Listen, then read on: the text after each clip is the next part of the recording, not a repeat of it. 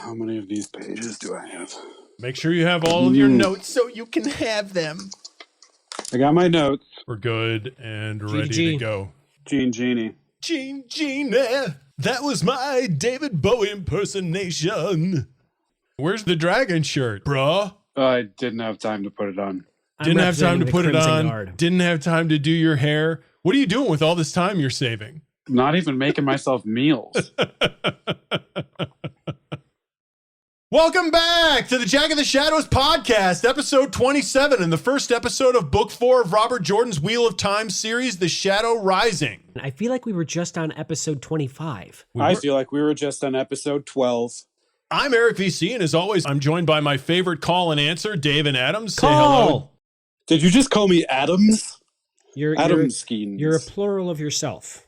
Adams. So the voice that's not talking about Adams is Dave. That is me. Since this is the first book with no prologue, we will only be covering chapters 1 through 6. So how do you guys feel about that? I felt like it didn't matter because the prologue was so long. Well, there wasn't a prologue. Well, yeah, chapter 1 and 2 were both so long, they might as well have been prologues. They were. Do you think that there is a good enough explanation for that to us at this point, or is he just like, meh? He was just like, I can't do this again. Well, I have a feeling he's going to do it again, but I have no answer. Well, if you look at it, the prologues for the previous books have kind of laid a backdrop for the story. So maybe there is no backdrop to be told for this story. Maybe it's all foreground. There are 58 chapters in this book, so it'll consist of a nice 10 episodes for us, with the last episode consisting of 8 chapters. So this week's conversation will really begin when we rocket to a view from Dragonmount before putting the needle on the record and listening to the title track, where we'll discuss the title of this book and what we think it means for the story. Then we'll ask ourselves and Mr. Toad, what shook your Willow before things get Minteresting, and we look at Mint Julepy and what she sees. Mr. Toad? And his wild ride. We'll then try to manage our anger while seeing red and talking about Elida D'Avrini Al Royhan before putting on our dancing shoes and once again trying to chan. Do the chan. We'll then let Dave shapeshift as we look at the silver bullet of Wolf and Man and brace ourselves before we get taken to the mat. We'll then put on too much body spray as we get randy before wrapping up with our Coplin of the week and who leveled up. This is a lot of explanation of what we are going to be doing. So let's rocket to the top of the mountain here and get a view from Dragonmount. In episode 28, we wrapped up the Dragon Reborn as our protagonists converged on Tyr. The Accepted were captured by the very black Aja they were chasing and freed by Matt and Julian Sandar as Tom was left convalescing with Mother Gwenna. Maybe he was, having a little coffee and hello.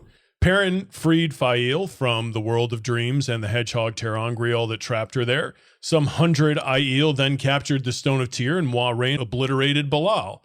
Finally, Rand claimed Kalendor, which he then used to defeat Baal-Zaman, and that is basically how the book ended. Not too much going on. Oh, and the reappearance of Lanfear. And Lanfear and Bearlane also made minor appearances. So the first chapter of The Shadow Rises started with the arrival of Min to the White Tower. Yeah, the Shadow the Shadow bleeding around the corner and scaring small children. She has a lot of visions of death and finally speaks to the Amerlin seed of these in Rand's pursuit of Kalendor. The Amerlin tells her to stay in Tar Valon and disguise herself. We then move to Elida, who is outside the hall and recognizes Min as she exits the Amerlin's chambers. Not a good moment. And the Red Sister wonders about the Amerlin's plan for Rand and his Emmons Fielders before discussing the beginnings of some plot with the White Aes Sedai Alviarin. Yeah. The story then leaves Tar Valon and moves to Terran Ferry, where Dain Bornhald and Mordeith lead half a legion of Children of the Light toward what appears to be Emmons Field. Caught up in the mix is a caravan of Tuatha An, and then the story moves to the island of Cantorin, where our friends, the Seanchan, now led by the Dark Friend High Lady Suroth, have captured the Sea Folk Island while planning their next move. Chapter 2 sees all 3 Emmons Field boys survive bizarre attacks from inanimate objects, and in Chapter 3, Moiraine explains these bizarre attacks, Chapter 4 sees Matt and Tom reunited. It seems Matt didn't leave him to die with Mother Gwenna. Feels so good. Matt tries to depart with him once more, but Tom doesn't seem ready to go. It appears that he feels Matt won't be able to leave Tar Valon either and convinces Matt to sit for a game of stones. Chapter 5 stays Not to be confused with sitting for a Game of Thrones. Chapter 5 stays in the Stone of Tyr, where the three accepted are interrogating 2 captured Black Aes Sedai and are trying to determine which of the 2 plots they are being told is true. One is regarding a device in Tanchico that can control Rand, and the other is to release Mazrim Taim as a wild imposter of Rand. The story for this episode wraps up in Chapter 6 with Moiraine informing the accepted that the 2 Black Aja are to be shipped to Tar Valon the next day, Moiraine's advice to pursue the Black Plot in Tanchico, and Egwene informing Elaine that she is not in love with Rand and trying to help the daughter heir pursue Rand's love. I will like to not interject, but just add. You're summing up Chapter 1, and the name of Chapter 1 is Seeds of Shadow. And it starts out with people that we don't think are Seeds of Shadow with Min and Swan, and then obviously the weirdness with Elida. But it's like, we're talking about seeds, and that's the first thing we start out with. Well, so she sees...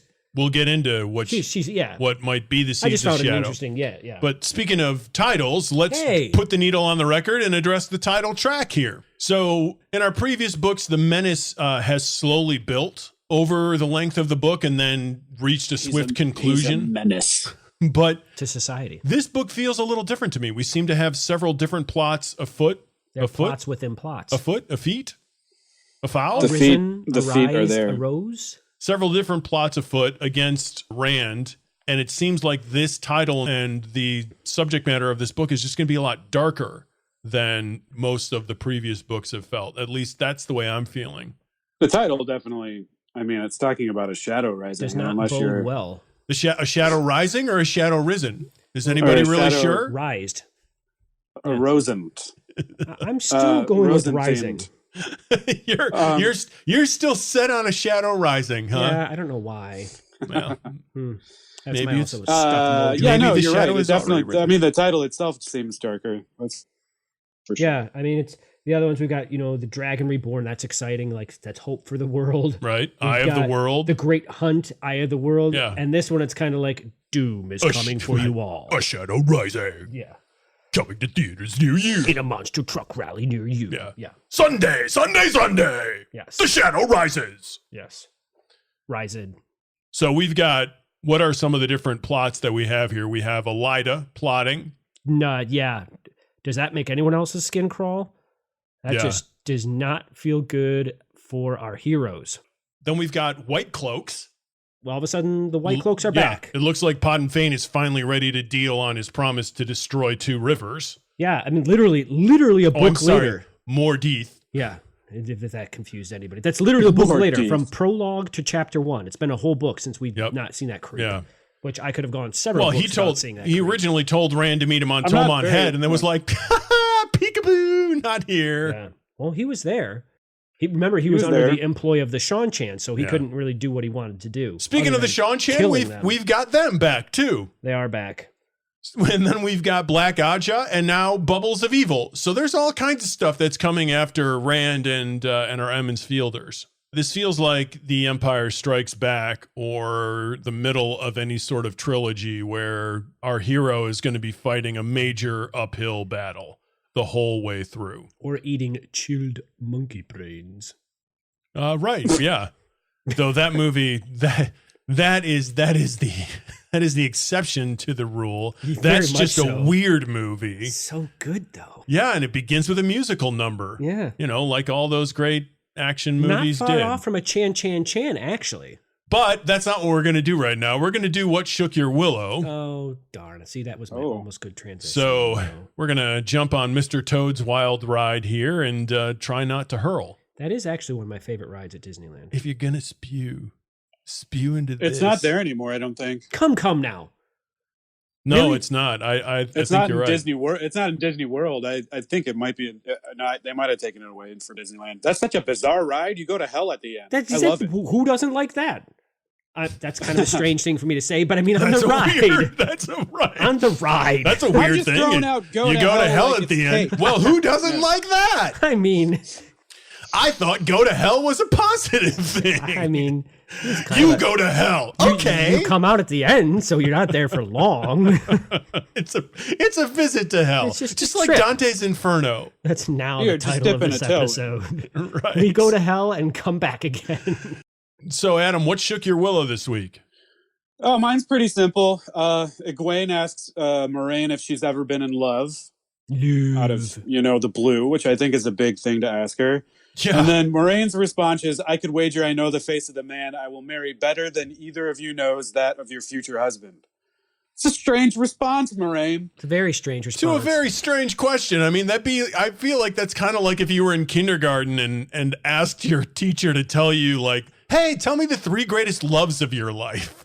Well, it's even more weird going to Egwene, because if she had You're said a that real to her, weird kindergartner. Well, it's a real weird question. It's a weird question to ask as somebody who's supposed to be your teacher, which she is. Yeah. but these are young girls. Yeah. And it's not really unusual. These are, and this is also, She think is about not Egwene. familiar with them, though. Yeah, they've been together for what, a year and a half, almost 2 years? I don't mean familiar in that way. I mean familiar in the way that that you can ask somebody personal questions like this. I guess. Yeah, she's not but like that with- Once again, they're Two with Rivers anyone. people, and they just spout what comes to mind. Do we know that about Two Rivers people, Well- that they just spout whatever comes to? I feel like they're pretty well filtered. Matt does, but Matt yeah. does. right, I that's think Matt. Egwene does too. Egwene and Matt are similar in that situation. But even more weirdly, if you had asked Egwene this question, or if Moraine had given this answer to Egwene a year and a half ago, she'd have been like, "No, I don't think so, because I'm going to marry Rand." But how times have changed. Because she says, I wager I know the face of the person I'm going to marry. A year and a half ago, Egwene would have been like, "No, he's standing right next to me." Not anymore. Right. Oh, right. So now she's really at a disadvantage. Egwene more so than anybody, because all her life she thought she was going to marry this guy, and now it's Galad, Gowan, who knows? One of these people she's infatuated with. She seems to be fine with it. Yeah. What do you think of Moraine's response? So Mysterious. She kind of brushes over it a little bit, or it's kind of brushed over that she didn't really that's not really what I meant. I was trying to saying it as in jest, quote unquote. But I don't know. I feel like they I'm throw her. interested in is there someone that we just don't know about? I guess that she might be in love with, or see herself being with. What if it's Rand? Well, it's not Lan. We know that much. Right. It's not Lan. Yeah. What if it's Rand? That would be a really weird twist to this story. Yeah. I'd like it. Maybe she's the third woman that Min sees. Right. She's the third She apparition. could be. She I was could actually be. thinking she could be. We don't know this other third woman. We don't know the other, but do we think that Min has seen the face of this other person? It's like the third man. No. I don't know. That's an interesting. No, Min we doesn't have no know who clue. it is. Min doesn't know who it is. Just because she doesn't know who it is doesn't mean she hasn't seen the face and doesn't recognize who that third person is. I don't think she saw that's a specific valid faces. point. I think she just saw an image which let her know that he'll be in love with 3 women and she'll be one of them. I don't think she saw specific faces because she didn't know that one of them was going to be Elaine. If She indeed knows it is Elaine. Well, Yeah. the book's pointing that way. I mean, the Well, the information book's that we pointing that have way seems to from- be indicating that. The at book's this pointing point. that way from Elaine's point. We don't know Rand's point yet. That's fair. Yeah, Sure. It could not be. It could not be Elaine. I just feel like Moiraine But is I'm a just bit. wondering. Maybe Moraine is getting in there, and she's like 500 years older than him. I mean, she's still a saucy No, lady. she's not. Remember that she was accepted, just about to become Aes Sedai just 20 years ago. Yeah. So Yeah, no, I know she's not ancient, but she's older. I feel like Moiraine does this response to put the girls back on their heels. I feel like they ask her a question which she feels like is inappropriate and is a bit surprised by it, and so she gives them a response which is, "Have at you!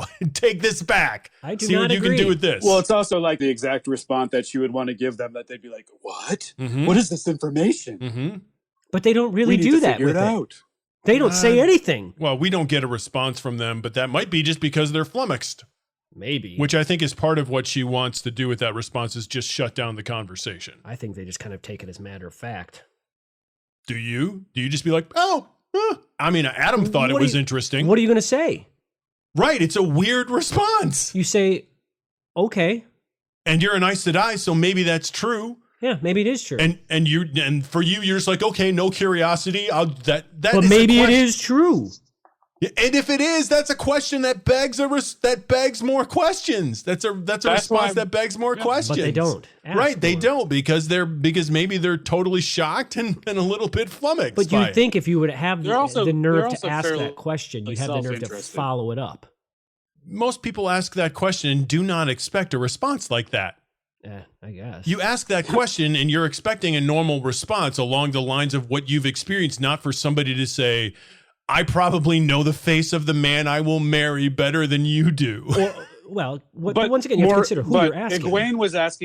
Egwene was asking Moiraine, and she's not like, have you ever been in love? She was kind of using it against. Yes, it was an attack. Yeah, it was definitely an attack. It was an attack. Right, which is why I think the response is what it is. It's a foil. She's fending off the attack and riposting with wit. And I think truth. Attacking? You never know, though. You never know. Oh, she's defensive about the fact that Moiraine comes in and is putting down their romantic conversation because they have more important things to deal with. So it's an understandable response. They're having a girlish moment, and then this woman comes in and makes them aware of the fact that they're sort of acting like children. So my Willow of the week was the experience that we get between Siuan and Min. And Siuan says an interesting thing about Rand. She says the prophecies aren't what makes him the dragon reborn. All that takes is for him to admit it, and he must have if he is going for Kalandor. Is this true? Is she doubting whether he's the dragon reborn? There's a lot packed into this sort of offhanded mention. I don't think she's doubting that he's the dragon reborn. I'm sure there's been other prophecies about other things that don't necessarily come true. Well, then don't we discount those prophecies? I think that's kind of her point, is that it's the person. Because let's face it, he's got the ability to channel like these other people have, and then he's also fulfilled the prophecy. So it isn't just the prophecy itself, it's the prophecy being fulfilled by the person actually doing the things. And he could fulfill all the prophecies, and if he doesn't proclaim himself the dragon reborn, none of it matters. Why? If you don't proclaim yourself as that, the people aren't going to take you as that. You have to proclaim yourself as the dragon reborn. No, that's not necessarily true. And that's part of the prophecy, actually. Then he doesn't fulfill all the prophecies then. Yeah, there's a lot packed in here. But I think it's interesting that he does need to fulfill the prophecies, if for no other reason than it appears that he can't do this alone. He needs to have popular support, because if he doesn't have popular support, somebody's going to stab him in the back. Isn't that part of the middle prophecy? of the night. No. That he will have the nations behind him? We know that there's this prophecy of the children of the dragon, and which we now know are the Aiel. I don't know that we know that one of the prophecies is that it'll have widespread support, but it seems that, they mentioned about lands and rulers coming underneath them before. We've had that mentioned. I thought that was... Yeah, that was last book they were talking about it. Backing him up? Well, then why are Moiraine and Siuan even worried about any of this? Why are they guiding him if it's all just going to kind of happen? That's my point. It's the man doing it. Once again, if he doesn't do this the right way, will the prophecies be fulfilled? I don't know. Is that a self-fulfilling prophecy? I'm not sure. This is Moiraine and Siuan's entire mission, is that they don't want to trust things to fate. They want to take a hand in things so that they can make sure that fate turns out the way it wants to. Well, Rand, meanwhile, is reading these prophecies and trying to make fate happen just by what he's reading. Right. The difference is Rand is the guy. That's very new. That's very new. Well, yeah, but we're talking about it right now. But his talk about that. His acceptance of this is also very, very new. I almost feel like he's doing this in the hopes that it'll all fail so that he's not actually that guy, when everyone knows he's that guy and everyone knows it except for him. He keeps going along, like going to get Kalandor. I'm sure I'm waiting for the next thing now that he's thinking, okay, I'm going to do this to prove that I'm actually the dragon reborn. It's fair to distrust that, because we felt like at the beginning of the last book that he knew who he was. And then when he got to Kalandor, we had this inner monologue of his, which said, no, I won't trust this until I clench Kalandor.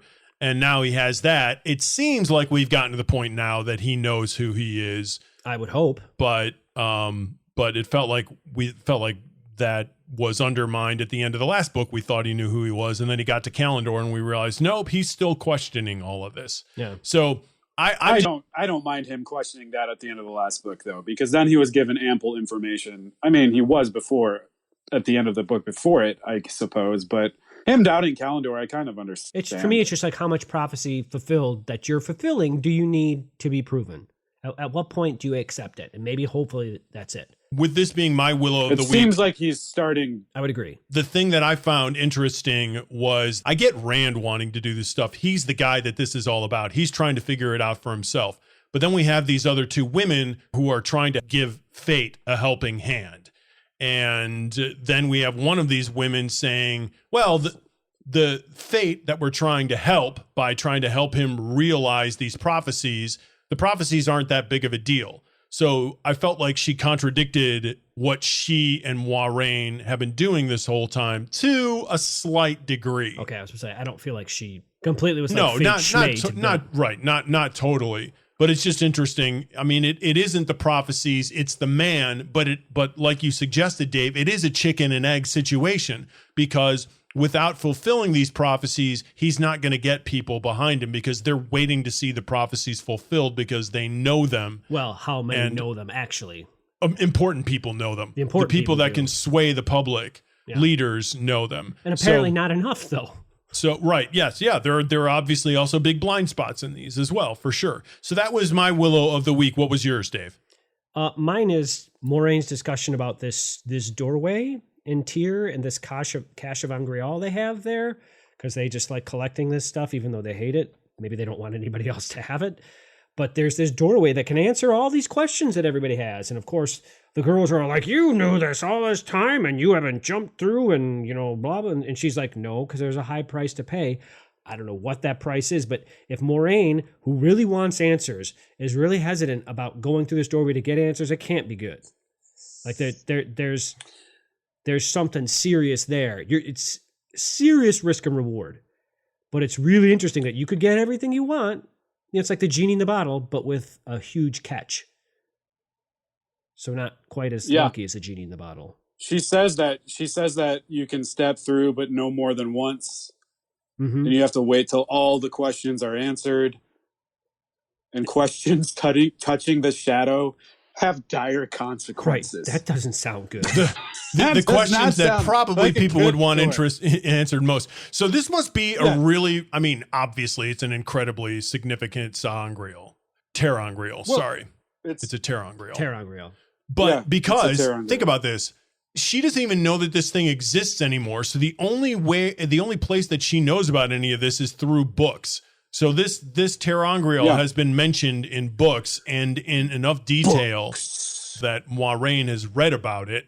So she knows a ton about it, but she didn't even know it was in existence until she found it down there buried amongst, the chattel in Tyr. Yeah, thanks for breathing into the phone there. Into the microphone. Oh, I'm so sorry. I was very excited about something I just thought of. All right. He was encrypted. Sock it to us. He was encrypted in carbonite. Yeah.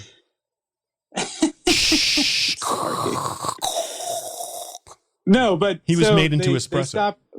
I would drink myself. That's very strange. I don't want to say that. Eat me, drink me. No. So Dave was talking about the fact that they were collecting all these things in Tyr, but they stopped apparently around 300 years ago, and this is when that doorway comes in.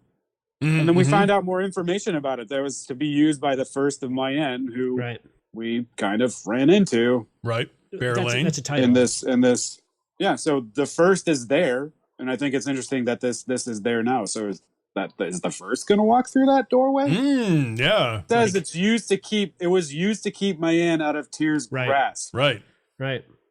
Which is understandable because if you look at the map, Mayenne is this tiny, tiny little. It's like Luxembourg. Yeah, it is. It is very small. It's a peninsula, and it's right next to Tyr. I think Barrelane's using her other wares to keep them in good standing. Mm-hmm. This is an incredibly powerful thing because if you can get any three questions, except if they pertain to the shadow, answered, That's huge. But once again, here we have the Emmons Fielders who are like, oh my gosh, let's do this right away. Let's not ask any questions about it. Let's just do it. And then you have Moiraine who's like, no, let's figure out a little bit more about something that uses the power before we just go running willy-nilly through the door. That should have been Egwene's moment to be like, maybe you can go and see the face of the person you're going to actually marry. She doesn't need to do that. She already knows it. Yeah. That is a question she does not need answered. Apparently. So yeah, that is a fascinating little ter'angreal. It seems to be like twisted in some way, like Egwene's dreaming ring is. Mm-hmm. So yeah, cool little thing, and probably going to come into play at some point here. One would think. Yes. Another person who can kind of see into the future and get questions answered is Min. Julep. So let's do a little Minteresting here. Have either of you ever actually had a mint julep? Yes, a long time I have. ago. They're delicious. Yeah. There you go. There you go. All right. Minty. So Min shows up at the tower and sees a lot of really freaky stuff right off the get-go. Yeah. So she sees like all these Aes Sedai dying, and when I was first reading it, I was like, okay, one Aes Sedai dying, no big deal. 2 Aes Sedai dying, weird coincidence, but all right. 3 Aes Sedai dying on the same day, something's gonna happen to the tower, right? Sounds like it. Sounds like it's gonna be blasted. Yeah. Why do you say blasted? Or one small attack involving 3 Aes Sedai that are gonna die right next to each other. Maybe. I thought maybe a rock is gonna fall. A boulder. A big boulder. Yeah. No, one perfectly placed rock. It's the magic. It's gonna bounce off of them. The magic bullet rock. Yeah, it's like that spittle in Seinfeld. The one that hits Keith Hernandez. He's the one. Keith Hernandez. Yes, he's the one that does it. He right. Yeah, Newman and Kramer and Keith Hernandez. The Bruder film. So, but it actually wasn't Keith Hernandez. Right, it wasn't. In the end, it didn't end up being Keith Hernandez. But more interestingly, jokes aside, something's going to happen there at the tower, right? That seems like on the same day. Yeah. So that's coming. And like Min, I'm reading this going, are you kidding me? This huge bastion of stability in this world is going to have some crazy Who do you think it's going to be? Well, my first guess would be the White Cloaks, right? I don't feel like the White Tower's intimidated by the White Cloaks. Well, you don't have to be intimidated in order to be attacked. Yeah, you could. Who's the most likely person to attack? It would be the White Cloaks. Intimidated and then intimidated in about 5 minutes. Because once they're like, "Oh, we're not intimidated by you," then the White Cloaks come in and they're like, "Oh, guess what? How about Min-timidated? We've been sneaking. You're Min-timidated." There's all sorts of possibilities of who it could be. Could be the Forsaken. Could be the Seanchan. Yep. That would be awful. The Black Aja could strike from within. Yep. That's another possibility. She does, speaking of the Seanchan, she does see somebody leashed, but they're a really long way away at this point. I mean, Tar Valon is about as far to the middle of this continent as you can get. Yeah, but the Seanchan deal with the one power, so who knows? Maybe they found some feathers and used the control of the wind. Was it called Mariah? No, it was the many colors of the wind. It's Fernando. So Pocahontas.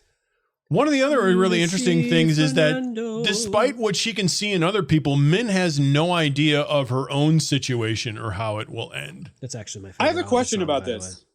What? Yeah. So Min says sometimes not often, or it says sometimes not often. Not actually. She saw things when she looked at people. So this isn't happening often, but I guess it's because we're just running into Ta'Viren and she said before that she always sees it around Aes Sedai. Right. Or in this case, the Ta'Viren or certain other people, but it's not all people. Right. Nobody else is significant enough. She doesn't care about the regular folk, right? Regular people. Yeah. But wasn't she was seeing it around some of the servants too, though. in the tower, if I'm not mistaken. She saw servants dying. She saw a lot of people dying. Those are not. A lot of people were dying. They're just servants. They're just the lay And folk. a lot of people were just injured. Yeah. Right. And then there are some people who were just horribly And injured. But my point is, I thought, I guess I missed it before, but I thought that this is something that she saw for the majority of people if she looked at them. But no, apparently it's like what you just said. Is it It's just me, or for the does special Swan people. just kind of poo-poos the whole thing? She's given some hefty information. She doesn't poo-poo it. She does what you would probably do if you were in that situation, because Min doesn't know what it is. So she just says, well, when it happens, we'll deal with it. Yeah, but Min's never wrong. How are you going to deal with it while the people are dying? She doesn't discount that it's going to happen, but what Min can't tell her is when. No. She says, well, this could be 5 years in the future. It could be 5 days in the future. When it happens, we'll deal with it. But what we do know right now is there are other things going on, like this whole Rand Calendar thing. And those are more pressing. They don't know that that's already well in hand. So Min says something bad is going to happen, something terrible. So something really bad is going to happen, hence the title of the book. We'll see whether or not it happens in this book or not, but I'm guessing based on the title, probably. And that's enough to make you pretty angry. So let's do a little Seeing Red. Oh, okay. Here we go. So I feel like I need to take a bath when talking about her. Yeah. Well, that's making me a little uncomfortable around the neck. It seems that despite being a total jerk, Elida is trying to save the world just like Swan is. Yeah. I don't have a problem with her. I don't think she's evil. I do. I don't like her. I don't. I have a problem with her, but I don't think that she's evil. Right. You seem to. I have no evidence that she is not. Really? Well, sure. I mean, in this book, she talks about why she's been doing what she's been doing. I just, so does the Black Aja when they're fooling you into think that they're good. I don't think the Black Aja is all that concerned about convincing you that they're doing good. They sure were when they were in the tower. No, they're trying to deceive. Evidence, but not by what we could see, though, because when we could see the Black Aja in the tower, they were not being right. But they'd been there for some time, doing what they do. Right, but they're just trying to deceive people from realizing that they're Black Aja. If you were able to get them in a moment of honesty, which we get from Elida because nobody's around, she's just thinking. She's just thinking through things. The Black Aja would tell you that they're working for the Dark One. We didn't get that from Leander, and we didn't know right away. No. There's a difference between it unfolding in the story and being given somebody's internal monologue, which we get from Elida. We get her internal dialogue and seeing her think through the process of how she had the vision of the foretelling. I'm just saying she could be a Black Aja. I don't think so. I don't think think she is, but she could be. She had that vision. Now I sound like a centrist. Sorry. Elida forces us to be one because she's this rotten human being who just acts smarter than everyone. Kind of like Nynaeve. Yeah, she's incredibly condescending, yet she seems kind of to like be Nynaeve. No, but it isn't even that. Let's go back to the other books where she flat out basically tortures the girls in training them. Sure, yeah, she's mean. She's very. It isn't just mean. She's got a condescending cruel and streak mean about her. spirited. Sure, yeah, but she Kind of is like when Nynaeve would spank them back in Emmons Field. Adam's just gonna keep giving every example of Nynaeve he can. They're the same person. Adam, I'm starting to think you don't like Nynaeve. Has that not been evidence yet? Well, I think David not is not as much as Dave doesn't. Right, Dave is rooted for Coplin of the week more often than anyone else. I don't trust the motives that were given by her, and I think as a writer's plot that could change. Well, but here's the thing. The motive that she has, we know from an internal dialogue. It's not her talking to somebody and trying to deceive somebody. It's Robert Jordan writing out her internal thought process. She's not talking to anybody else. And you don't think Robert Jordan could dissemble? That would be terrible. That would be awful. Then we wouldn't be able to trust anything he writes about anybody. I do think it's really interesting that she's obviously super pragmatic is the way that she's being presented. But she is a Red Aja, and we kind of are freaked out by Red Aja at this point. But once again, these are all terrible, terrible traits in a human being. But once again, we're not talking about the outcome. We're talking about the motive, and that's the interesting thing that we learned from Elida. Now we know that she had a foretelling where she saw that Andor was supposed to be incredibly significant. That was my question. Did we know she had foretellings before this? We do. Yeah, she had one with Rand. Remember? Yeah, she had one with Rand in the room. Right. And so we know that she's had this foretelling, letting her know what is this motive that we've discovered of hers? Her whole motive is that Elida had a foretelling, like Moiraine witnessed a foretelling that Andor was going to be really significant to Tarmin Guyton. So she worked things out so that she could become the advisor to Andor. She was the advisor to Andor before she had the... No, she wasn't. So her whole thing is this. She had a foretelling that Andor is going to be incredibly significant to the end of the world. Yeah. And she has this vision that somehow Rand might jeopardize that. And then there's the whole Elaine thing. Elaine might jeopardize that as well, and has, in fact, jeopardized her relationship with Andor. So that's the reason why she's going after Rand. I think there's deeply seated things wrong with this person. And when there's deeply seated things wrong with a person, you can question their own rational thought process because it's not coming from a rational person. No, I would disagree with you there. I agree with you that it's more than her just not being a good person. She's mean. She's really, really mean. But that doesn't mean she's insane. Jordan does a really good job of presenting us with people that we don't like, but still don't have evil motives. I do agree with you. If you want to talk about meanness in terms of evil, she does have that in her, but I don't think her motives are evil. Just like I did not think that Jeffrey Bornhold's motives were evil, even though he was a Children of the Light, which I don't think by any means a positive influence. And that makes for interesting reading. Boy, was I wrong about that one. You were. These are what make books and what makes stories interesting, is when you have characters that are a dichotomy, that you don't like them on the one hand, but that you can understand why they're doing what they're doing, or to a certain degree doing what they're doing on the other. It forces you to have an internal struggle as opposed to just everything being sunshine and roses with the people that are the protagonists. Well, this far from Elida, we've had no redemptive qualities, whereas from Jeffrey Bornhold, we did. So the redemptive thing that I get from Elida at this point is that she is doing what she's doing because, like Moiraine, she is trying to save the world. Now, unlike Moiraine, she's a likable person. Moiraine is a likable person. Elida is not. Because guess who doesn't like Moiraine? Nynaeve. There it was. All right. So Adam would like to do a tap dance on Nynaeve's grave, but let's just turn it into a chan. No, I want her to be alive. I don't want her to die. Okay. I was thinking you were a mean person just like Elida. Yeah. But maybe you don't want her to die. Maybe you just want to torture her a little bit. Right. While training her. So, Chan, we get the Sean Chan back here. Briefly, but they're back. Dave, you doubted whether or not they were truly gone from our lives at the end of the last book. Yes. And indeed, they are not. Here is the High Lady Suroth back in our lives. Yeah, and you mentioned her being a dark friend. She's squeezed in between a rock and a hard place. Yep. And that's what you get when you're a dark friend. Yeah, no sympathy for you. Obey your master. So they're back, and they're waiting. Oh, they're waiting for the return. The Hylene, they're there, the Hylene, waiting for the return. So what are they going to do? Just wait around? Yeah, they're the Forerunners.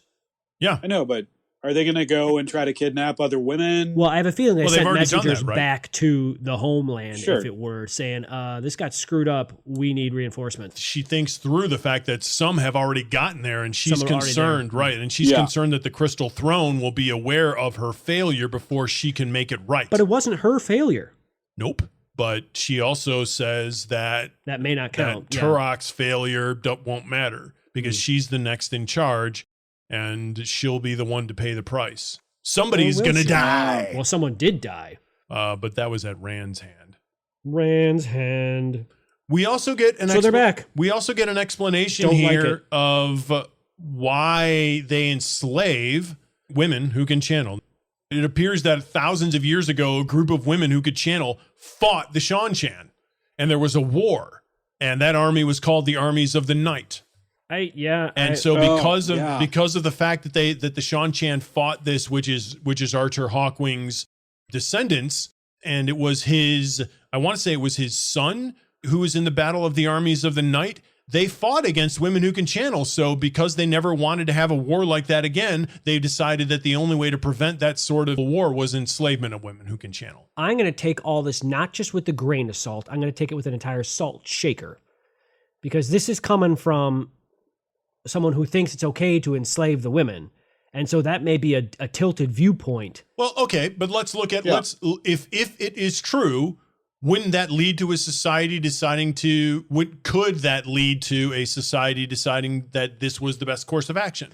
Yep. Yes, maybe. Once again, this is another great moment where Jordan sows some complexity into this, where these people that we don't like, who are doing these things that we don't like, they're doing for reasons. Once again, there is no good reason. There is never a good reason for enslaving people. So that's not what I'm talking about. I'm talking about a rational reason. All I'm saying is that if you were in politics and all of a sudden this insurgency occurred that created a violent revolution, you might decide to create laws to prevent that from happening again. Now, those laws wouldn't include slavery, but in a less rational time, they might. That's all I wanted to say about that. It's once again, it's another great moment. Jordan has done this a lot with us. There's a lot of gray in this book. Now, I think this is really dark gray, but there's wonderful complexity here. The interesting thing is now with the introduction of the Sean Chan into this book, it brings that vision that Min had a lot more validity. The leash. Yeah, no kidding. Now they're just going to maybe just appear at the tower. Yeah. I mean, they got a sea to cross first, but yeah. The tower should have a lot of forewarning because they're all the way over on the other side of the continent. But realize the leader of the tower's looking the other way. The tower is also stubborn. I mean, they also think they're probably stronger than everybody else. Swan is pretty focused on Rand, and that being the greatest threat and the greatest salvation. They're all looking. I don't internally. think that's good. I just don't think it's. I don't think it's a good thing. And didn't someone mention myopia is never a good thing? Didn't someone mention that, like, maybe it was in that conversation with Swan and Min where she was just kind of like, well, they're not here, so we don't really have to worry about them anymore. Everyone's just taking for granted that these people are just gone forever. Why would you think that? There are a couple of individuals that there have been conversations where people have taken for granted that they've gone. Well, the reason why their defeat was pretty sure. But they all saw the ships going away. Well, right, yes. So some people would take them and be like, yay, hooray, we defeated them. They've been handed this awful humiliation and they'll never return. And other people might be like, oh, wow, that was really a hard-fought battle. They called themselves we need to be prepared. The Forerunners. Right, the Helene. Right. That leads you to believe they're not alone. People with some forethought would best be prepared. Which you hope the tower would be. And they have better ships than we do. Yeah, much better. Much better than the Othon Mier, who have the best ships. The other interesting thing is we get some insight into what Suroth thinks of Rand. And she goes through some incredibly... Yeah. Just like Pedron Niall does, Suroth goes through some really crazy mental gymnastics in order to justify to be sure. that Rand is linked with these women who can channel. So she thinks that Rand and the Aes Sedai attacked them in concert. She thinks that cahoots. Right. She doesn't realize that it was just a handful of women who she had captured and were ticked off that they had been enslaved that created all of that chaos. Literally 3. So now she's convinced that Rand and the entire White Tower are in cahoots together, which couldn't be There's serious stretches of more opposite of the truth. Rand just keeps trying to get away from the White Tower. That is the High Lady Suroth. I don't like her. Nope. I would. On top of the fact that she's a dark friend. Unlike Elida, we know she's a dark friend, so she's a big thorn in the side of. I think she has a pretty sweet outfit, though. All right, let's. We all happened do. to me in my life. Let's try to maintain our balance here before we get taken to the mat. We need to work on that segue a little. We get some. that wasn't as good as they can't all be diamonds, man. It can't always be a 10. But... limit. So we get a little of Matt and Perrin here. A lot of Matt and Perrin here. Perrin has to fight off an axe. Matt just has to fight off Alice in Wonderland. Yeah. Amazing! That's such a great moment. So cool. So cool. They were painting the roses red. Wait a second. I have a question about that, though. Do you think the rest of those fools he was playing cards with actually saw that happening? Yes. 100%. Yeah, okay. Yeah, they did. They're all right. lords, though, so they're trying to keep their composure. Oh, The fact that they just annoying. didn't laugh and poop Right. their pants. They Right. just pooped their pants Right. because And- of They're the cards coming to freaking life. worst. They probably didn't want to be standing around him smelling like manure No, either. not at all. I mean, but that's so. It's a, That was an amazing you got description. Ma and Newer. Ma, Ma's a Newer. good thing, and newer. That's a good thing. Yeah. Well, let me get this straight. You talked about So manure was it at this point? in the conversation. Okay. Exactly. So That's two Seinfelds in one episode. interestingly, Perrin fights off He should be fighting off Fael. Let me an just axe say. that is come to life. It feels like what Matt fights off is a little bit different. Well, it's several cards coming No, to I mean life. they're both personal. They're both personal for the Taviran. Oh, Each good point. I Taviran. didn't even think about that. But remember, Matt with Perrin, everything is happening in real time. Like he's fighting off the singing sword. You know, and it's the axe is coming to attack him. Matt's attack all occurs in slow motion, and it takes like 10 seconds. Do we? Everything. Remember, Do you think it's a everything's molasses moving moment, in or is gel. that just the Yes. way he's seeing it? No. Because at the end of it, everything comes back together, and it's almost like he snaps back into place. But what I'm saying is that an individual experience for No. him. What are the other lords in slow motion? Yes. What Yeah, I'm they saying is, are. have they seen it in slow motion? We don't know that. I think Jordan does a pretty good job of suggesting that this does actually happen in unreal time, as if there's something more going on here, which is totally different than what Rand and Perrin experience. Well, they all experience something completely different, and they're all equally dangerous. I just think Matt seems different. At the end of it, it says the world lurched back into normal motion, and he landed awkwardly on his side, hard enough to drive the wind out of him. So there was a physical. Perrin has to defend Min and himself. Matt has to just take care of himself. Rand has to take care of himself. What and, are you or not bringing Min, Min into this? whatever her face is. Yeah, Fael. don't speak poorly of Min. Rand the way you has to would've. defend himself and Barrelane. So Matt's, once again, notice Matt's just taking care of himself. Mm-hmm, yeah. I just found it interesting that he's the only one who time all of a sudden goes. Maybe that's why it's the Star Wars dream. But they're all great moments. I mean, He's fighting cards. yeah, he's fighting cards. Rand's fighting shards of himself. They're cards, but they do become people. Oh, right. No, the Royals walk out of The greatest moment is when the cards go back to reality. The Queen still the has Queen the still knife. got the knife. Dagger. How with creepy would blood on that it. be? The little tiny, where she was really small when she initially stabbed him. Yeah. which I thought was She hilarious. did. She These are jabbed it. just Meh. awesome, still hurt. awesome moments. And naturally, they all blame it on Rand. Speaking of which, does it feel like Matt is growing more distant from Rand? He is now starting to think about and question himself as to whether or not he's really even friends with Rand any longer. But he's also Yeah, I don't like it. I don't like it, but I also I don't like it, and but I also think I think part of that's because of the fact that he realizes he's no longer in control of what he actually thinks is going to happen anymore. Every time he thinks he's going to go off and do something else, he's pulled back in. I think part of that bitterness is built up there. We know that. Does he know that? He thinks he he's going to talks get about out it of with Tom. tier. He's talking about it with. I think he knows that. Tom knows Let's more go back than to Matt last does. book. Let's go back to last book with rescuing the girls. How much of that is being a Taviran, or how much of that is being a Taviran and being pulled to Rand? There are two things going on. A, Matt is more loyal than he would even like to acknowledge to himself. And I'm not talking about being an Ogier. Yeah. Or Ogier, or however Jordan wants us to pronounce it. No, I didn't. They changed the pronunciation. If you look in the pronunciation guide at the end of the last book, he changes the phonetics of it. Or someone Stop does. it. He does. You are kidding me. I'm not kidding What? you. Someone Yeah. changed He was like, it, yeah. "Oh wait, I was wrong." Right, yeah. Well, that my goes- imagination That was goes wrong. to question: was it an editing thing, or was it a Right, who Jordan knows? thing? We don't know who's creating these glossaries. That's beside the point. I like this point though. He's more loyal than he would even acknowledge to himself. So it's a combination of his loyalty and his Taveranhood.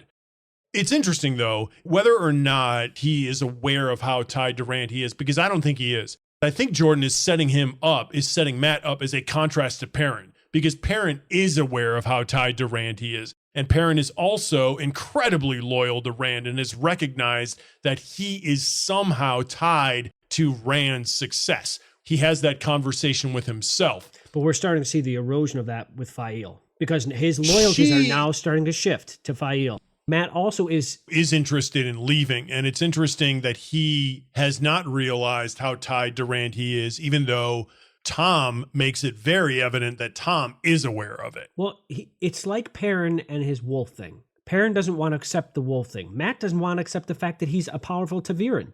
Okay, and sure. As a powerful Taviran, he's going to get pulled to the more powerful Taviran, which is Rand. Perrin's kind of accepted the Taviran part. He hasn't accepted the wolf, but that's like the thing that Mat hasn't accepted. I don't even think it's a Taviran thing. I think it's a Dragon Reborn thing. I think that there's some significance that you have 3 Taviran two of them who grew up around the Dragon Reborn, and I think both Mat and Perrin are tied to Rand. I don't think we have any evidence that they're tied to each other, that Mat and Perrin are tied to each other, but they're definitely tied to Rand. And but I mean, as a Taviran, and it seems like he and Perrin are pretty darn powerful Taviran in their own rights. They're just not even remotely as powerful as Rand. We've had this acknowledgement that there's still this dark prophecy idea out there that just taking one of them down could collapse the importance of the Dragon Reborn altogether. Yeah. Tom is easily able to get Mat to stay and play stones with him. Right. Mat says... Stay one more night. Okay. We get this interesting quotation from Mat along the lines of going back to Emmons Field. Well, I would, but I want more than cows and sheep and tobacco for the rest of my life. I want... And then Mat shook his head. All these holes in my memory. Sometimes I think if I could just fill them in, I'd know. Burn me. I don't know what I'd know, but I know I want to know it. Yeah. What does Mat want to know? He wants to know what the missing holes are.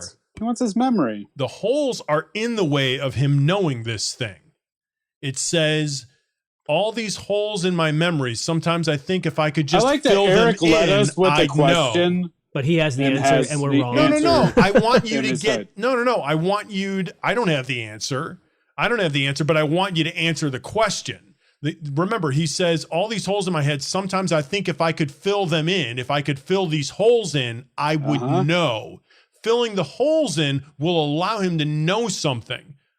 The holes aren't the knowing. There's something else that he wants to know that he thinks that having his memory back would help him. I think it's 6 one way, half a dozen the other. I think we're just I'm not sure. I think you're just dissembling with words here. I think well, we don't have anything else. What he wants to know is what's missing, and if he knows all that, he'll know everything. What he doesn't know, and what everything is the past that he doesn't know. You could have.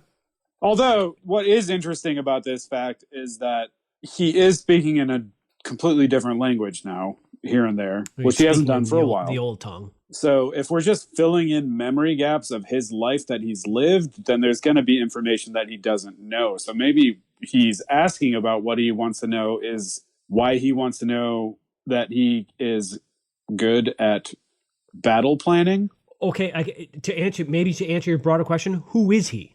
I definitely think that this is existential. Yeah.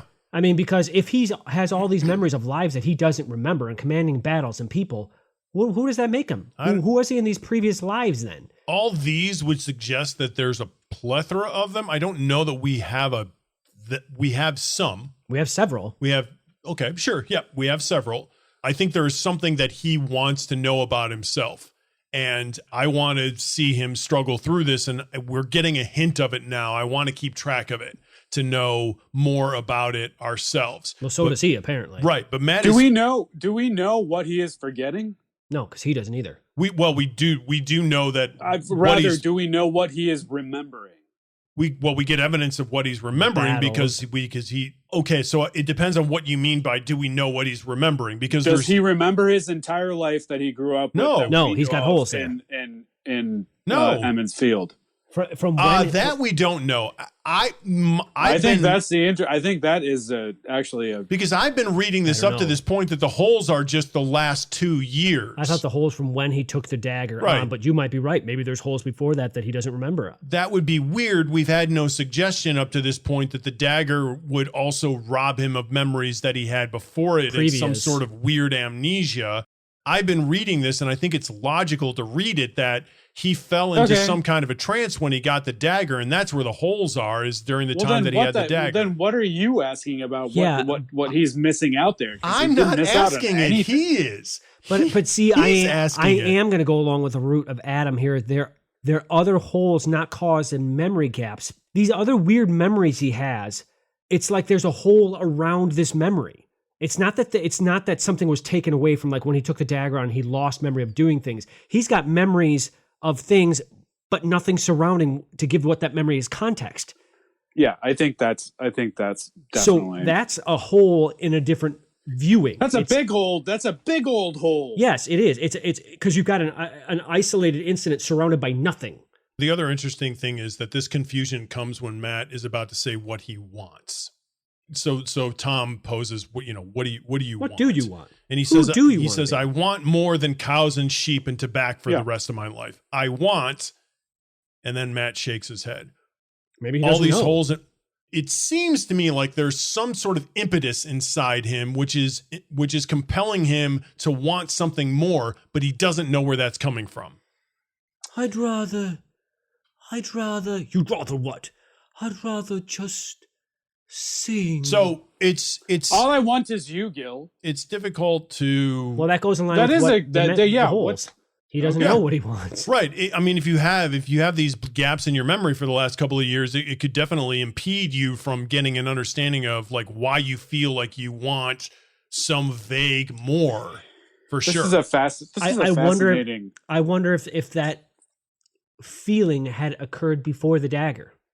If that's something Matt's always had, or if the dagger brought it on. We don't know. Matt has said several times that there was plenty of times when all he wanted was Emmons Field. That all he wanted were dreams in Emmons Field. Wine, women, and song. It seems but he like wanted the best of Emmons Field. Right.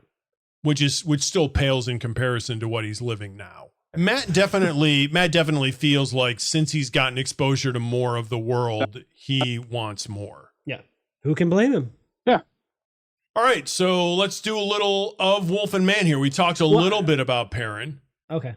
What we can do is just kind of flesh out that conversation about what's going on with Perrin and Fael, because Perrin gets into an argument with her over the fact that, look, my duty is here. I experience it physically and I experience it mentally because I know I need to be here for my friend. And also I know physically every time I think about getting away, I can't. Can we just start with physically, and he's got a beard and he should be punched in the face? Well, you're going to have this conversation with two guys who have beards? I'm going to have this conversation that Perrin never wanted to have a beard. She wanted to have a beard, and all of a sudden he's got a beard. Yep. And it's itchy. All of those things are true. And he hates it, and he wants to shave it off, but Yep. he's not going to. Nope. Because he's doing it for the girl. And this is what I was talking about earlier. Her complete overtaking of Perrin. Like, Dave goes his own way. And it's starting to seep into him. So it happened at the end of the last book. His infatuation with her is a problem. He's now putting his friends as secondary. He's now putting his own personality and his own wants and needs as secondary. I agree with you that I'm irritated by the control that she is taking over his life in the same way that I've always been irritated by these things, and my friends have been irritated by these things when I've gotten involved in relationships. This is the way relationships happen. The one thing that I disagree with is I don't think that she is endangering his mission, and this is the argument that they get into. I think he's endangering his own mission because of his infatuation with her. The reason they get into the argument is because he is not going to do things to compromise what he sees as his mission. Yes, but and that's my point is he won't do it unless she's in danger. I understand your annoyance. I see what you're saying. But Perrin annoys me to begin with anyhow. So. Right. The only thing that I'm counterbalancing your point with is he does. I get it. He is standing up for right. He is standing. They get into an argument because he's doing what you want him to do. Would he be doing that if she was in danger? And I'm going to say no, because we just saw it last book. And I would say that anytime you have two loved ones that you have to choose from who you're going to rescue, there's a reason that Sophie's choice is a thing. No, it's not a good time. It's a tough choice. It's a challenging choice for anyone, regardless of how smart, of how wise. Fate of the world relationship. I don't know. It's hard. Yeah. But I do like his loyalty. I like his muscles too. Well, he seems to be like I suggested earlier. He seems to be a contrast to Matt. The thing I really like about all these guys is they're not boring, this simple. and Matt's not. Matt's the reluctant hero. They're not this simple. Right? Exactly. Perrin, on the other hand, recognizes what he needs to do and seems dedicated to it. Matt seems to fall into it. Yep. Matt seems to resist it and trips and falls into it. Yeah. So then we have the accepted. It seems Egwene and Nynaeve are still locked in that power struggle where they're trying to define themselves, as specifically Egwene against Nynaeve. And they're interrogating these two dark friends. And not well. No, they're not. They're not doing it. No. They're not doing a good job. But the interesting thing we get to hear is that there are two plots for Rand, right? And what are they? Well, there's whatever's going on with Tanchico. The other one was that they wanted to. So in Tanchico, there's this device that can turn Rand. That's frightening. And then, well, if it's true, we don't. Yeah, right. Remember, they think one of these is a lie. Right. Yeah. And then Joya mentions the fact that there's some plot by the Black Aja to free Mazarin Tame, set him up as a fake Rand, have him release chaos, and have everybody be like, well, we don't want that guy as the Dragon Reborn. And then they think that's Rand, and they take it out on Rand. And just like Moraine's thoughts, that seems a lot less plausible and a lot more difficult to accomplish than some device, which we know already there's devices that can enslave women. If it's less plausible, they're not the only ones that are planning on doing this. Remember, at the beginning of the last book, Niall says exactly that. He says, hey, we're going to let the Dragon Reborn unleash chaos in the world, and the world will take the chaos out on him. Right, but they've got to get a guy who's a channeler. They got to set him up. They got to take it. Basically, they're going to gentle the guy's him. There. They got no. They're not going to gentle. That's exactly it. They're saying the Black Aja are going to free him before he gets gentled. Well, they got to find him. The Aes Sedai already have Tame in possession. Okay, so the Black Aja's got to get to where he is. If they're not already there. Well, we don't know because we don't know how many are left in the tower or not. So we're guessing there's some there. But this is no small feat. It's much easier to have a device. Like I said, we already know these devices exist. Why isn't there one for men? Sure, there's one for women. There might as well be one for men. And use that to trap Rand. That's much easier. And a lot less work.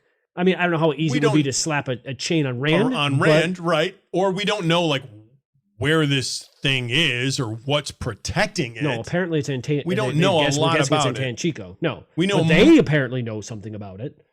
If it's the truth, if that's the real thing. Well, yeah, it is. And now we've got everybody else feeling like they believe her more than the Taim plot. At least Nynaeve and them and, Moiraine both.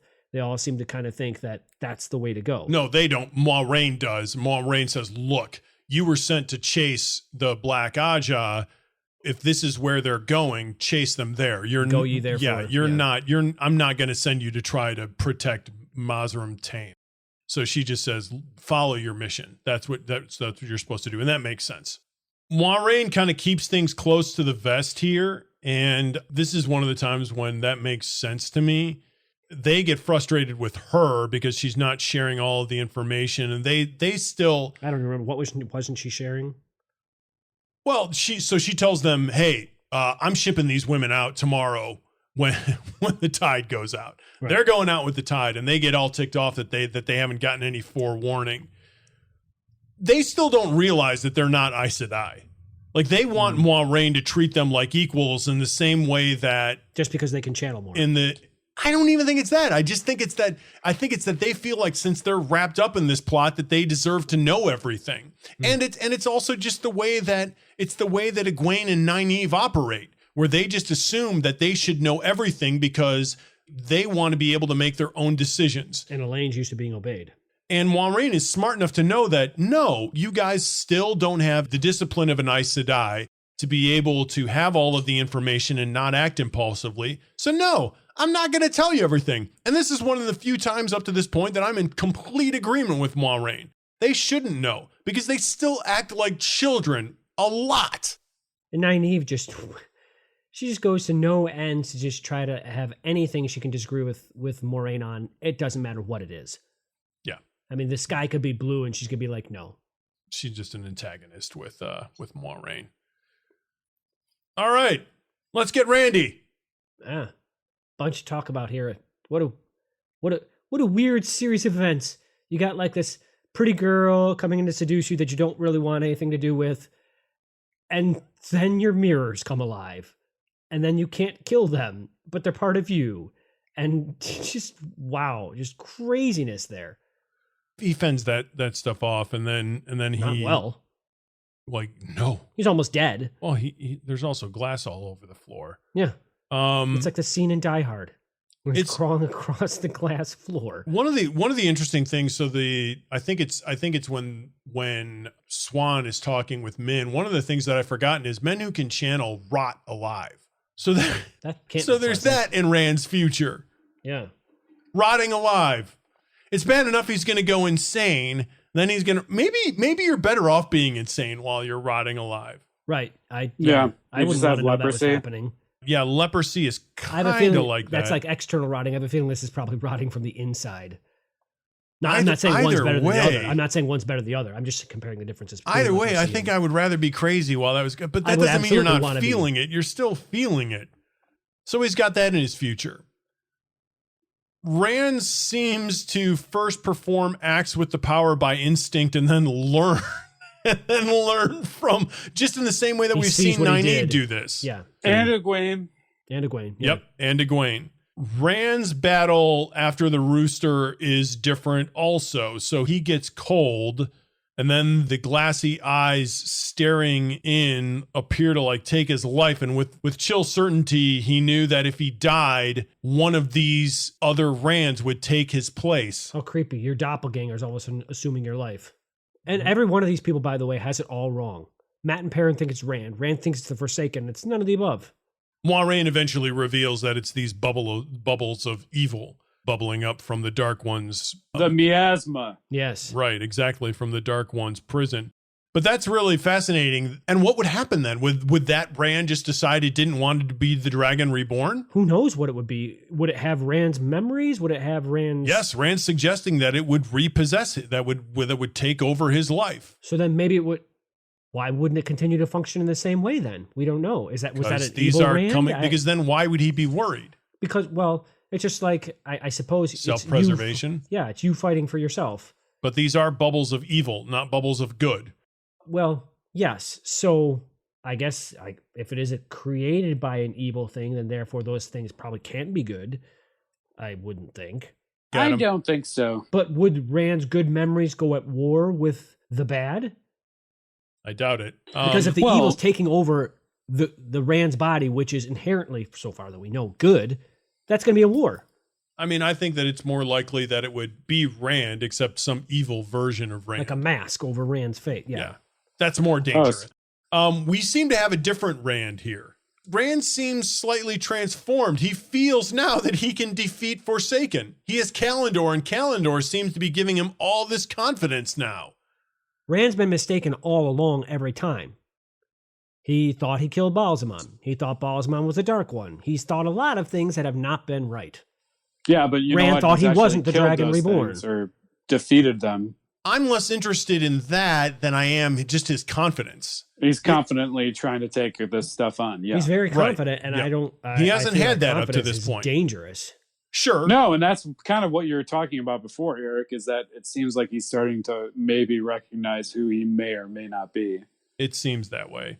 It seems he's becoming comfortable with becoming the savior of the world, whereas the previous 3 books he definitely was not. Yes, agreed. No, he's a little bit comfortably numb. I think it's dangerous that comfort level is coming from Kalendor, which is a dangerous thing. Because it's incredibly powerful. Right. Incredibly and powerful. He doesn't know how to handle it, and he's got no one to teach him how to handle it. Now, he's not handling it a lot. He has it on a throne in his room. It's there. Yep. Yeah. It's there, It's got to be tempting. It's Rand seems to be pretty good he about has his other temptation. sword. He has his other sword that's just a flame. The power sword? Okay, yeah. He sends for Moiraine. He's all right with Moiraine coming to heal him. That healing experience is like crazy. Oh, He it's doesn't send for gross. her. Right. Who does send for Perrin. For her, Perrin does, yeah. But he's Rand didn't want anybody. Remember, Rand wanted he's just everybody walking gone. around bloody. He's not even just walking around. He's collapsed on the He's floor. totally blood. Well, he's up sliced open. Yeah, and he's up talking. He's standing up talking to Barrowline. So gross. Yeah. He so is. this show is afterwards, coming out. It better portray. It that better be in the way it bloody. should. You want there to be blood, Adam? Let there No, be blood. I want blood. No, there will be blood. I want there to be gaping wounds with crystal coming out of it. Okay. Glass shards. Yes. Yeah. There's glass just in wounds sticking. He needs to sticking shimmer. To him. He needs to shimmer like the sun. He also gets a little nostalgic here, and thinking about better times when he was a simple Emmons fielder with his 3 boys. Thinking about terrified of Egwene. Of the 3 of them, I would believe that his are genuine. Perrin's a homeboy. Perrin is too. Matt, no. No, If Matt's Matt not. said that, you'd be like, you're a fibber. Matt is high society. Yeah. I mean, Perrin. Well, I Perrin's don't know world if now he's is something high else. society. I think he's Perrin's not. world is Well, something yeah, else sure. entirely. But Maybe. He's just rich. he is high society without wanting to recognize that he is because he doesn't like lords. He's not high society, but he is wealthy, and he wants to see things and do things and see people. Huh? He wants to see things. Strike that. And do Reverse people. it. Yeah. He's a bit of an Edgar Allan Poe. Yeah. So that is Rand. Rand's got a lot of battles in front of him. So Oh, we're talking about Rand. Let's go to this whole Barrelane moment. I mean, Okay. I feel like she comes What do you in. She's basically throwing herself at him. Uh-huh. And then she's running away. And then she's Isn't running away she, because like, the crazy comes 18? out. Well, I guess I he's think she's 20. probably much No, older than that. there's a remark that she is No, a she's little very older young. than Nynaeve, though. She's young No, for a she's ruler. not. She's young for a ruler, but I think you're wrong about that. She says something about the age being close to 90, almost to 90, but older than Rand. But yeah, older than Rand. And Oh, okay. yeah, I thought she was younger than Rand. no. No, I think she's a little older than. But then Nynaeve. there's the whole thing with Strike her, it from the record. her No, running it's- out, her interaction with Ruark the night before, and with that other lord who confronts her in the in the hallway. That's the High Lord Torian. Yeah. There's some obviously plot going on there as to why she was in the room with Rand to begin Well, with. remember, I mean, she's sure. around those High Lords from Tyr. She's been in Tyr a very long time at this point. They've been holding her captive. Kudos for Rand for staving her off. The problem is he's not saying anything about it, and Elaine, meanwhile, is like, Yeah, she's really sensitive about. All right, so who is your Coplin of the week, Dave? I'm going with that. Joya, is that her name? Yep, The Aes Sedai? she's one of them. Yeah, she knows things, and she's not giving them what she knows, and I feel like she's concocting this fabulous So story. you think she's the liar as opposed to Amika I absolutely do. or Amica? Yeah, I do, because the other ones, it seems like she's got nothing to lose at this point. She can't channel anymore.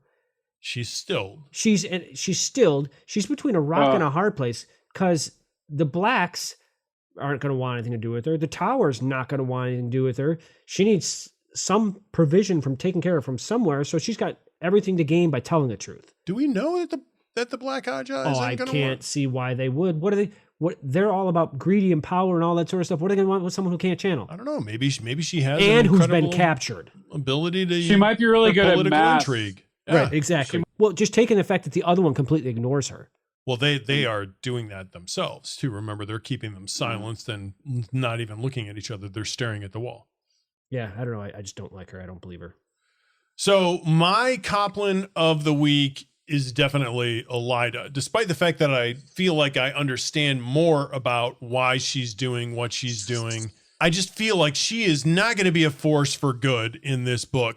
I mean, sometimes people who are sure they're doing the right thing are the most dangerous people. And she sure seems like a big danger to me. And that conversation between her and Alviarin. Yeah, Alviarin. Very unsettling. Yeah, because those are two Ajah that aren't even supposed to be on speaking terms. Jordan seems to be setting us up I don't foresee here any for, good coming out of this. for some trouble. So I mean, that shouldn't be a surprise. The light is my Coplin of the week. Who's yours, Adam? Yeah. Mordeith. Oh, yeah. I don't want him back, and he's back. Well, what's interesting is I think out of the three of us, you're he's the one that up before for me too. Several times, not just once. He has leveled up for me several times. So much. Yeah, absolutely. But now, I mean, I'm not wrong. I mean, leveling up. We're all taking for granted that he is who he is. So they haven't named him. He's headed towards their childhood homes. Right. They haven't named that's who he is. But we're all taking for granted that's who he is. Yeah, we know. We know you, Mordeith. His name's Wormwood. They're there at Terran Ferry, which we can't. Which is now been reconstructed after Moiraine's little demonstration of power to the Emmons Fielders. Yeah, and he's just doing things to people and taking them into the woods. The Tuatha he's dragged. Poor Tuatha. They have no harm to anybody. Yeah, they killed their dogs and they wandered off down the primrose path with him and found the thorns. It's not good. Yeah, well, yeah. I mean, and the Children of the Light, Bornhald isn't even all that thrilled with what he's doing. And you know he's not just doing normal things with those poor people. No, he's skinning them alive or something. Now, he doesn't have any Trolloc cook pots to throw anybody into. He doesn't need to. No. Yeah, he's doing interesting. He's burying them. For a guy that we assumed has nailed a Murdral to a door, he's capable of. Of course, he had the dagger when he did that. Any sort of means of true. And this whole thing with Emmons Field and the White Cloaks being there, this is not going to be a good book. I don't like it. No, I don't like it. The shadow is rising in many areas. Oh, so we need some people to level up then. So who leveled up for you, Adam? I would say Min leveled up for me this week because she's back in our graces and she saw a lot of stuff. Yeah, okay. I like that.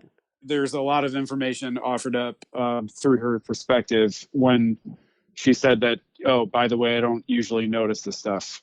Oh, yeah. I mean, and she's having, it's not a foretelling, but it's very similar to it left and right. She's seeing all kinds of stuff and freaked out. And then the Amern's like, oh, but you're going to stay here.